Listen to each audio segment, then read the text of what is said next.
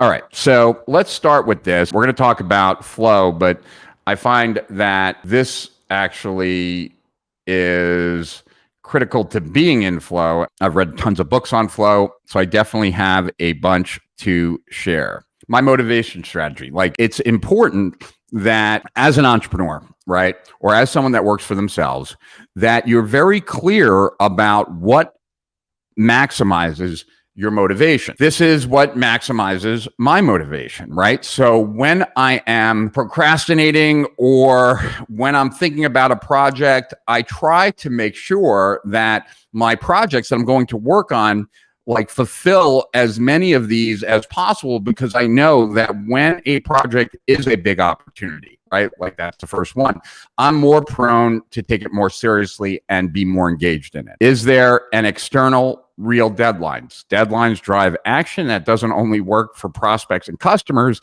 that works on ourselves, right? Am I motivated? Is it right for me, right?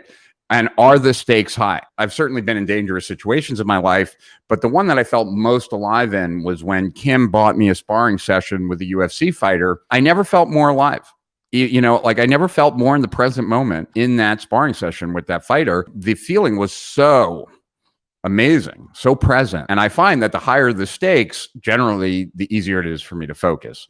Okay, would I be letting people down, especially people that are important to me? That seems to be like extremely critical. Those things help me get maximally motivated, right? So what is it for you? Because if you know what motivates you, like what characteristics of projects does a project need to have in order to get the maximum out of you, then you can engineer it into your projects, right? Now that I know that this is my motivation strategy, I can actually ensure that I'm looking at projects from this perspective. You have to recognize that you're not just going to drop into flow, right? Like that generally doesn't happen. You have to first direct some attention towards the actual task at hand. And it's only through that task that you can actually start to build some momentum. So you're going to need some amount of time. You're no longer afraid of failure. You're no longer concerned about imposter syndrome.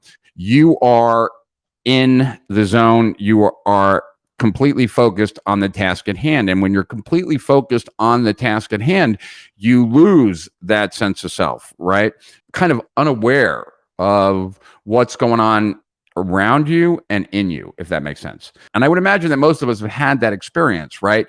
Like when you get into that zone where there is a clear outcome, you're motivated, right? You're focused. These all are that excitatory state that I can put into what it is I'm working on. Feedback.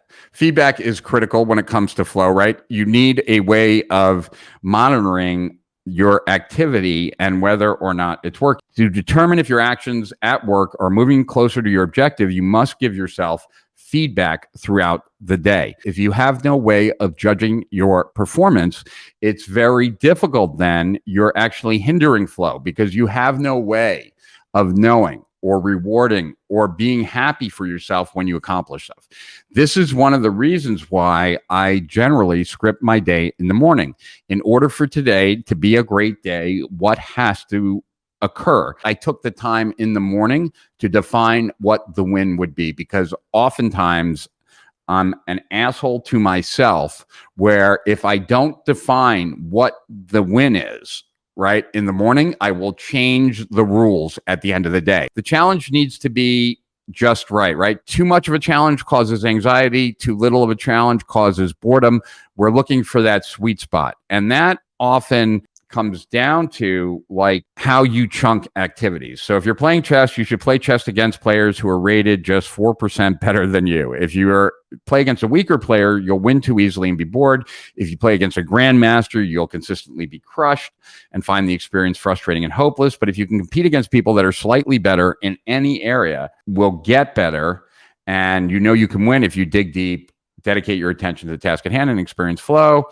If you adjust the difficulty of work tasks to be slightly harder than what you can do comfortably, you can also find flow, right? So take something that's too easy for you, figure out a way to make it a little bit more of a challenge, either racing a clock or something to that effect, where you're making the task harder. And by making the task harder, you find oftentimes that it's easier to get into flow because now there is a challenge, right? So if you adjust the difficulty of work tasks to be slightly harder than what you can do comfortably, you might find flow. If you can comfortably write 1,000 words in 25 minutes, push yourself to do 1,000 words in 24 minutes or 23 minutes or 22 minutes, right?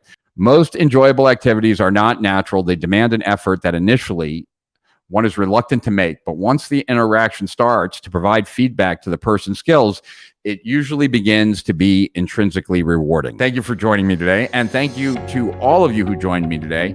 Every Tuesday and Thursday, Tuesdays from 2 to 4, Thursdays from 6 to 8,